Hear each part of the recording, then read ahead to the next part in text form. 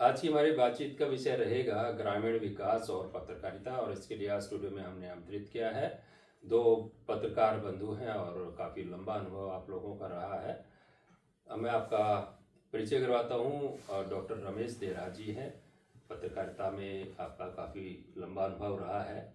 और दूसरी तरफ हमारे साथ हैं ओपी वशिष्ठ जी, आप भी पत्रकारिता से जुड़े हुए हैं और विभिन्न मुद्दों पर आप बात करते रहते हैं। पत्रकारिता की अगर हम बात करें तो हमारा जो स्वतंत्रता आंदोलन था उसमें एक बहुत बड़ा योगदान रहा पत्रकारिता का। डॉक्टर रमेश जी, आपसे हम जानना चाहेंगे कि उस समय जो हमारी परिस्थितियाँ थी, यानी कि हमारे जो जुलूस होते थे या जनसभा करना होता था, वो उन पर भी रोक लगी होती थी। और उसके बाद में जब पत्रकारिता शुरू हुई और उसमें भी छोटे छोटे बच्चों ने योगदान दिया है, वो जाके चिट्ठी के रूप में, पत्रों के रूप में वो प्रेषित करते थे। तो उसके बारे में थोड़ा सा बताइए। बाली जी, हम आपके स्टूडियो में आपकी टीम के साथ आपको और आपकी टीम का बहुत बहुत आभार प्रकट करते हैं। पत्रकारिता एक ऐसा विषय है जो इस देश के लिए बहुत मूलभूत आकार है। जी। इस देश के चार स्तंभ हैं। कार्यपालिका, जो राज्यसभा और लोकसभा में आती है और जहाँ देश के लिए कानून बनते हैं। विधानपालिका, जहाँ पर राज्य के लिए कानून बनते हैं। तीसरा है न्यायपालिका, जो जुडिशरी में आता है, पूरे देश का सीजीआई और राष्ट्रपति के अंडरलाइन होता है। उसके बाद फिर चौथा स्तंभ है मीडिया, जिसको हम पत्रकार जगत के नाम से जानते हैं जी। और इसमें हमारे देश के बहुत सारे स्वतंत्रता सेनानी, देशभक्त उस समय में उच्च कोटि की पत्रकारिता पर बड़ा ध्यान रखते थे। उल्टे सीधे जितने भी विरोधाभास के कार्यक्रम थे उनमें भी लुक छुप के हमारे पत्रकार साथी जितने भी, वो हमारे से बोलते रहे, हमारे बाप दादा की तरह रहे हैं, उन्होंने उस उच्च कोटि की स्तर की पत्रकारिता की जिसे देश के लिए और जनहित के लिए हमेशा उन्होंने अपनी जान दांव पर लगाई, जान की बाजियां लगाई। और जो लोग पत्रकारिता पर चलते रहे उन लोगों ने देश में सरकारों में भी काम किया है, मंत्री के रूप में क्या और अधिकारियों के रूप में भी काम किया है। जी। ओपी वशिष्ठ जी। जी बाली जी, पहले तो आपका धन्यवाद कि आप इस टॉक में आपने हमें इनवाइट किया। जी। और सबसे बड़ी बात यह है कि जब आपने आंदोलन की बात की, स्वतंत्रता आंदोलन की बात की, तो हमारे पास एक मैसेज जो होता है, संदेश जो है, वो एक दूसरे तक पहुंचाना बड़ा मुश्किल था, क्योंकि अंग्रेजी हुकूमत थी, सेना थी, तो वो हमारे जो आंदोलनकारी लोग थे उनको एक जगह से दूसरी जगह पे जाने से रोक देती थी, बंधक बना लेती थी। तो हमारे पास एक जरिया था अखबार। जी। हालांकि उस टाइम पे तो प्रिंट भी नहीं होता था, वो हाथ से लिख के ही अपना मैसेज जन जन तक पहुंचाते थे और वो एक मैसेज से ही जन आंदोलन बन जाता था। तो अखबार की जो आपने बात की, मीडिया का जो एक, ये भी एक अपने आप में बहुत बड़ी ताकत है। अगर हम कोई भी काम, देखो, आप जनता की जो समस्याएं हैं, जनता की आवाज़ है, वो शासन तक, प्रशासन तक कैसे पहुँचे, ये मीडिया का काम है। आपका प्रशासन की, शासन की जो नीतियां हैं वो जनता तक, जन जन तक कैसे पहुँचे, ये मीडिया का काम है। सामाजिक बदलाव, आर्थिक बदलाव समय समय पे होते रहे हैं, ये मीडिया की देन है। तो हम ये कह सकते हैं कि चाहे हमारे देश की आज़ादी की बात हो, चाहे सामाजिक बदलाव की बात हो, चाहे अर्थव्यवस्था की बात हो, जब जब कोई बदलाव हुआ है, कोई क्रांति हुई है देश में, तो उसमें मीडिया का रोल जो खास रहा, अहम रहा है। जी। डॉक्टर रमेश, अब हम बात करें ग्रामीण विकास की, क्योंकि एक बहुत बड़ी आबादी हमारे गांव में रहती है, तो उसमें पत्रकार हैं या पत्रकारिता है या अखबार है या अलग अलग मैगजीन है, वो किस प्रकार से फायदेमंद हो सकती है? देखिए, पत्रकारिता में ग्रामीण जो अवलोकन है जी। उसमें हमारे पत्रकार साथियों की, हमारी मीडिया की एक बहुत बड़ी जिम्मेदारी है और उस जिम्मेदारी को हम किस तरह से बयान कर सकते हैं। जो सरकार की पॉलिसीज हैं, नीतियां हैं जो ग्रामीण विकास के लिए हैं, जी उनका प्रचार प्रसार हमारे माध्यम से, हम मीडिया के माध्यम से उन लोगों को पॉलिसीज के बारे में बताते हैं। अंत्योदय तक, अंतिम आदमी तक जब हम बात करते हैं कि सरकार की ये नीतियां हैं जी और इनसे आप लोगों को ये फायदे हो सकते हैं, चाहे वो तालाबों में सौंदर्यीकरण का हो, चाहे वो ग्रामीण परिवेश में स्कूलों के अंदर एजुकेशन का हो, एजुकेशन पॉलिसी हो गई, चाहे वो ग्रामीण पंचायतों को अवसर प्रदान किए हैं कि आप लोग इतने क्राइटेरिया में यहाँ पर ये व्यवस्थाएं कर सकते हैं। तो पत्रकार एक ऐसा व्यक्तित्व है जो इस माध्यम से सरकार की नीतियों को गाँव के अंदर लेके जाता है। और गाँव के अंदर जो जिस प्रकार की, जैसे हमारे ओपी जी ने बताया कि जो पॉलिसीज में ग्रीन्स हैं, उनके बारे में हम सरकार को भी अब अवगत करवाते हैं जी। उसके साथ साथ सरकार और जनता के बीच की कड़ी का काम हम करते हैं। और पत्रकार इस देश की ग्रामीण व्यवस्था की, जनहित की जितनी भी हम सरकार के सामने समस्याएं रखेंगे, तभी वो देश विकास की ओर अग्रसर होता है।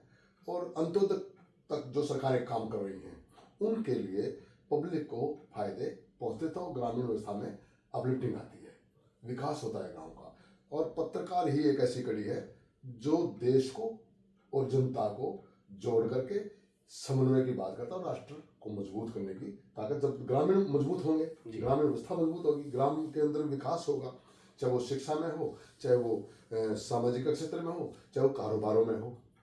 क्योंकि सरकारी, जैसे सबसे बड़ी नीति है सरकार की कि छोटे उद्योगों के माध्यम से रोजगार स्थापित करना, जिसको हम स्किल डेवलपमेंट करते हैं। ठीक है, इस अवसर को भी हम, नौकरियां तो अब वो चीजें नहीं रही हैं कि नौकरियों के लिए दौड़े, नौकरी के लिए दौड़े लेकिन अधिकारियों के लिए दौड़े। लेकिन अगर एजुकेशन कम है या एजुकेशन बढ़िया होगी तो ये ना समझे कि हम नौकरी में ही जाएं। जो समझदार लोग हैं टेक्नोलॉजी में और कार्य प्रणाली में जो व्यापारीकरण है, छोटे छोटे काम करके हम गांव को विकास की ओर ले जाने का काम कर सकते हैं, उसमें कड़ी का काम कर सकते हैं। और पत्रकारिता यही है कि हम इन चीज़ों में हमेशा पॉजिटिव रह करके काम करें। जी ओपी जी, आप थोड़ा सा बताएं कि जन सुविधाएं हैं या लोगों की जो ज़रूरत की चीज़ें हैं वो उपलब्ध रहें। और एक पत्रकार का, हालांकि गांव में बहुत सारे जागरूक युवा भी होते हैं, लेकिन एक पत्रकार का दृष्टिकोण क्या होना चाहिए, देखने का नज़रिया क्या होना चाहिए इसमें? बाली जी देखिए गांव जो है ना, गांव जी, मैंने आपसे पहले भी डिस्कस किया है कि गांव जो देश है वो गांव में बसता है, भारत गांव में बसता है।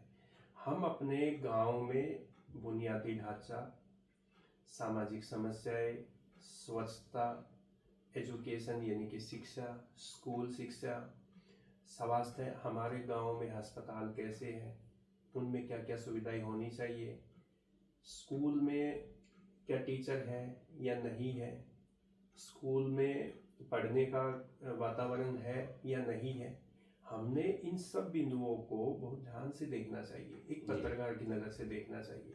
और पत्रकार की नज़र से नहीं देखना चाहिए, एक पत्रकार को एक आम आदमी की नज़र से देखना चाहिए कि मैं गांव में बसता हूं, तो गांव में मुझे क्या क्या चाहिए। गांव में मुझे पीने का पानी चाहिए, गांव में मुझे अच्छी एजुकेशन चाहिए, गांव में मुझे अच्छा स्वास्थ्य सेवाएं चाहिए, एक बुनियादी ढांचा चाहिए। तो ये सब चीज़ें हैं। तो जब तक आप एक पत्रकार, एक आम आदमी, एक आम नागरिक बन के अगर नहीं सोचेगा, नहीं देखेगा, तो मुझे नहीं लगता कि वो गांव की समस्याओं को या गांव के विकास के बारे में उतनी अच्छी तरीके से अपने अखबार में छाप सकता है, शासन प्रशासन तक पहुंचा सकता है। एक बात तो हुई समस्याओं की जी। फिर बात है गांव। गांव में आप ये देखिए, कोई गांव, किसी पंचायत ने बहुत अच्छा काम किया है, अच्छे तालाब है, अच्छे स्कूल है, स्वच्छता का वातावरण वहाँ पे अच्छा है, आपके नालियों की व्यवस्था अच्छी है, ड्रेनेज जो सिस्टम होता है, आपके तालाबों में पशुधन भी जाता है।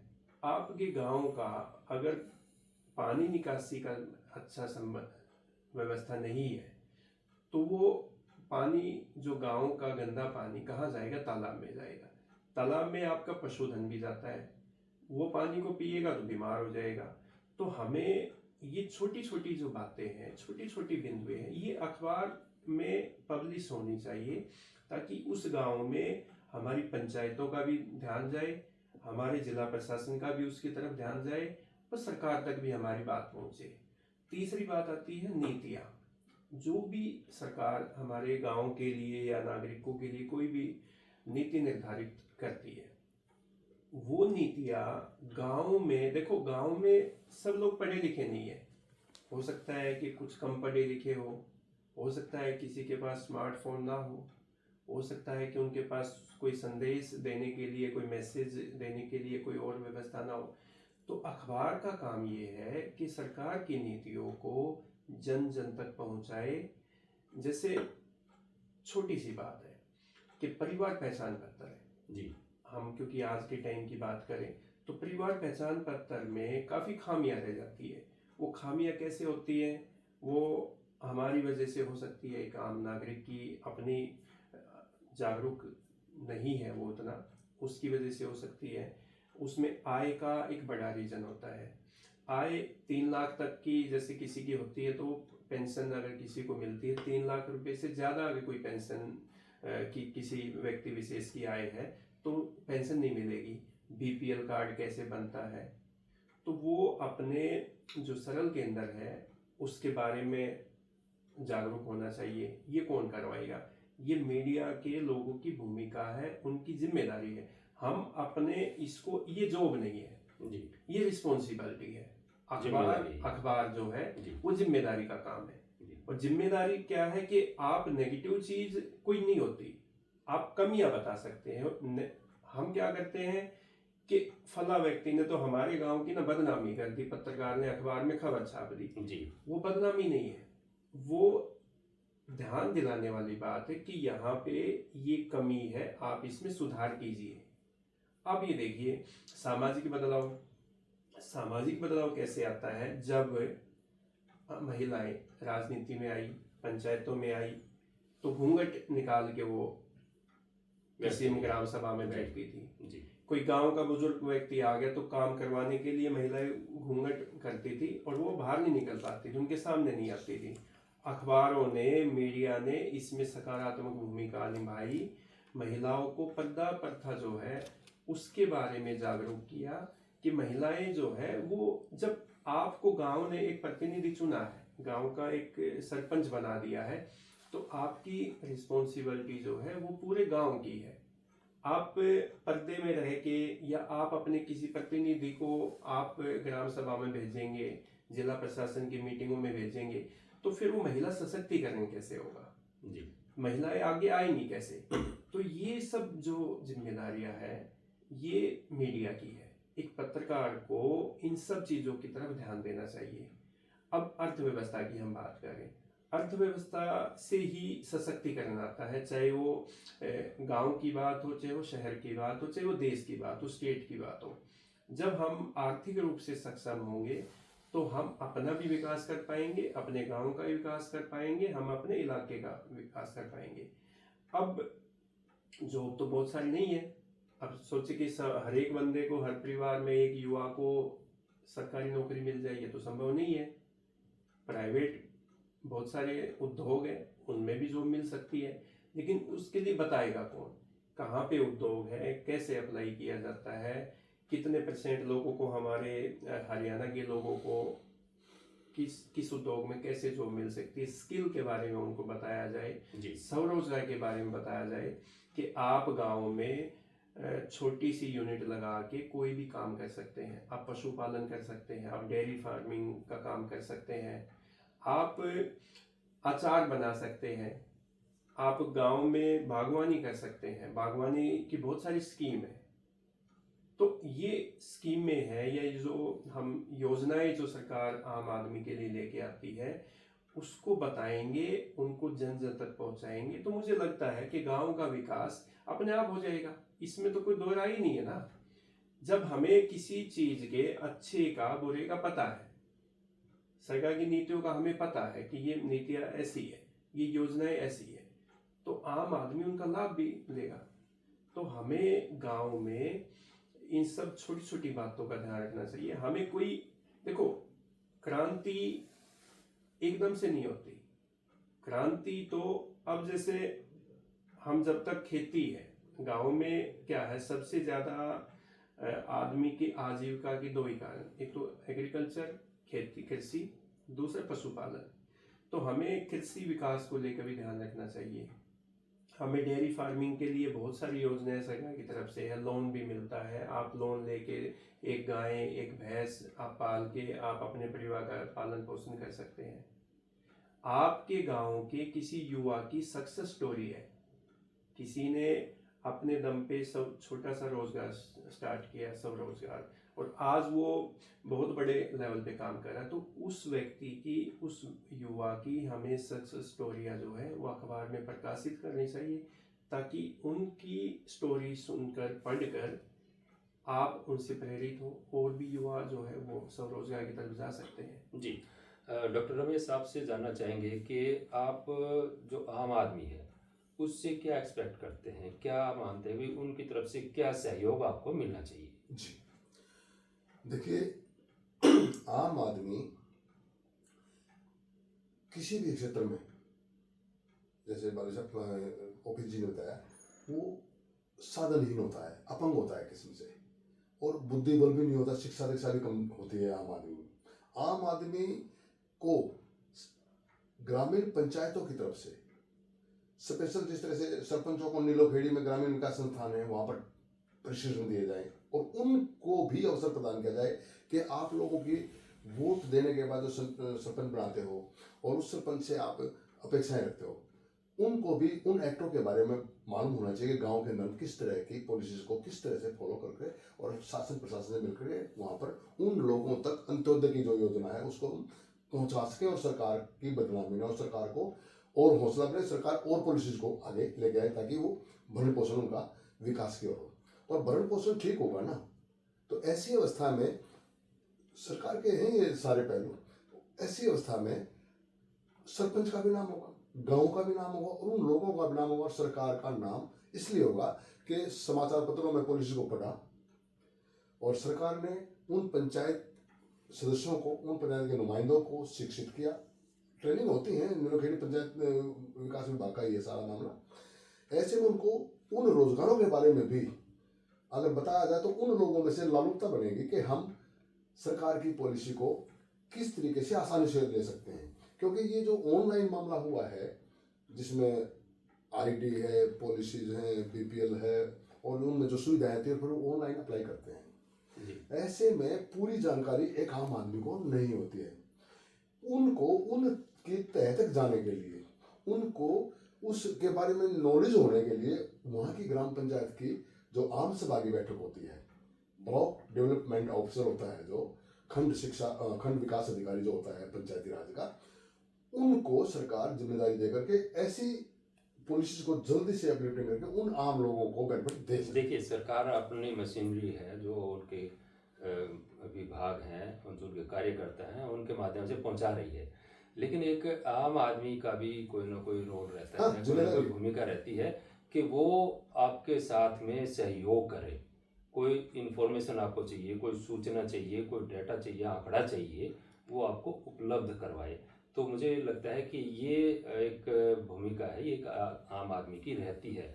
कहीं उसको कोई समस्या अनुभव होती है, इसमें भी पत्रकारिता की जिम्मेदारी है जी, और वहाँ के युवाओं की और बहन बेटियों की भी जिम्मेदारी है कि पत्रकारिता में जो लोग हमारे जाते हैं जब सवाल करते हैं तो उस समय वो हिचकते हैं, शर्माते हैं बताते वक्त, या कोई डर जाता है कि पता नहीं क्या हो गया जी। ऐसे में समन्वय बढ़ाना पड़ेगा। इस तरह के महीने में 2 महीने में कभी कभी जागरूकता के लिए शिविर, कैंप या ट्रेनिंग या डिस्ट्रिक्ट हेडक्वार्टर पे बुला करके उनको अवेयर करके तब उनका समन्वय लेकर के उनको अपने साथ जोड़ सकते हैं ताकि जल्दी समझ में आ जाए। जी, ओपी जी, कई बार ये होता है कि कोई स्कीम है वो लॉन्च की गई है, कोई योजना चलाई गई है, तो क्योंकि कागजों में होती है, जब धरातल पर उतरती है तो उसमें बहुत सी कठिनाइयाँ होती हैं। तो कभी क्या आप लोगों ने ये जानने की कोशिश की है कि जो स्कीम चली है, अभी यह योजना आई है, इसके धरातल पर क्या असर रहे, क्या प्रभाव रहे? देखिए बाली जी, आपने बिल्कुल एक बहुत ही बढ़िया ये सवाल किया है, क्योंकि कोई भी स्कीम जो है उसको लॉन्च करने से पहले उसके प्रति लोगों को जागरूक करना चाहिए जी। जब तक आम आदमी जागरूक नहीं होगा तब तक आप उस स्कीम का ना तो फायदा उठा सकते हैं, ना सरकार उस स्कीम को सफलतापूर्वक लागू कर सकती है। ऐसे एग्जाम्पल बहुत सारे हैं। मेरी फसल मेरा ब्यौरा जी। हरियाणा सरकार की बहुत अच्छी स्कीम है। किसानों को उसकी फसल का पूरा ब्यौरा जो है वो सरकार के पास होता है। लेकिन एक किसान के पास, मैंने फिर कहा कि गांव में इंटरनेट की प्रॉब्लम होती है जी। वहाँ पे इंटरनेट की सुविधा नहीं होती, बहुत सारे गांव में नहीं है। जहाँ पे है वहाँ एक किसान के पास हो सकता है स्मार्टफोन ना हो, उसके पास एक वैसे सिंपल सा फ़ोन हो, तो उस पर वो आपका रजिस्ट्रेशन जो होता है किसान का वो नहीं कर पाए पोर्टल पे, तो किसान को उस योजना का लाभ नहीं मिल पाएगा। ऐसे बहुत सारे पीछे शिकायतें भी आई है, प्रशासन के पास भी आई, सरकार के पास भी आई कि ये जो मेरी फसल मेरा ब्यौरा है, ये जो है किसानों के लिए ये स्कीम सही नहीं है, ये लोगों की समस्या है। लेकिन सरकार ने बताया कि इस स्कीम से तो बहुत फायदा है। एक किसान ने अपने गांव खेत में गेहूं की फसल उगाई, जब मंडी में उसको बेचने जाएगा तो उसमें पता होगा कि हाँ इतने एकड़ जमीन में फला किसान की जमीन उगी थी, और उसको बेचेगा तो मंडी में उसकी खरीदारी जो है वो प्राथमिकता के आधार पे होगी जी। कोई धोखाबाजी नहीं हो पाएगी। फिर उस फसल का जो पैसा मंडी से सीधा किसान के खाते में जाएगा। तो किसान के लिए स्कीम कोई खराब नहीं है। सरकार ने अच्छा किया कि वो कैश लेके जाता था मंडियों में, आड़तियों के पास चक्कर लगाता फिरते थे कि भाई हमें हमारी फसल जो बेची है उसका पैसा मिलना चाहिए। तो सरकार की स्कीम अच्छी है, लेकिन ये जो स्कीम लागू करने से पहले अगर किसानों को अच्छे तरीके से गांव-गांव में जाके कोई वर्कशॉप, सेमिनार या किसानों को ऑनलाइन तरीके से उनको जागरूक किया जाए, देखिए तो ओपी तो जी, आप इससे जो कितना फायदा होगा। आपने जो बात बताई ना, ये तब होंगी जब आदमी उसमें काम करना शुरू करेगा। तो उसमें जो प्रैक्टिकली जो प्रॉब्लम आ रही है, जो दिक्कत आ रही है, वो काम करने के बाद में उस स्कीम को जब लागू होती है तो उसमें क्या क्या कठिनाई आती हैं, उन बातों को भी उजागर किया जाना जरूरी है आपके माध्यम से। जी। और उसका समाधान है वो क्या हो, इस बात का भी जिक्र होना चाहिए। और जिस तरह से आप लोगों से बात करके एक सारांश हम निकाल सकते हैं कि पत्रकारिता है वो एक बहुत बड़ा एक स्पोर्ट है, साधन है आम नागरिक के लिए, आम ग्रामीण के लिए। और जितनी भी योजनाएं चलती हैं या कोई आम जीवन में कोई समस्या रहती है, उसके समाधान के लिए भी आप लोग आगे आएंगे और अपना जो कर्तव्य है, एक जिम्मेवारी है, उसको भी निभाएंगे। और ग्रामीण समाज में हमारे जो नागरिक रह रहे हैं उनका भी एक दायित्व है कि उनकी जो समस्याएं हैं वो हाईलाइट करें, बताएं और उसके समाधान के लिए प्रयास किए जाएं। तो इस बातचीत में भाग लेने के लिए डॉक्टर रमेश देराज जी और ओपी वशिष्ठ जी, आप दोनों का बहुत बहुत धन्यवाद। आपका भी बहुत आपने बहुत भी जी आभार। हमें यहाँ पे बुलाया और एक इतने ही सार्थक वार्ता के लिए हमने यहाँ पे डिस्कस किया है।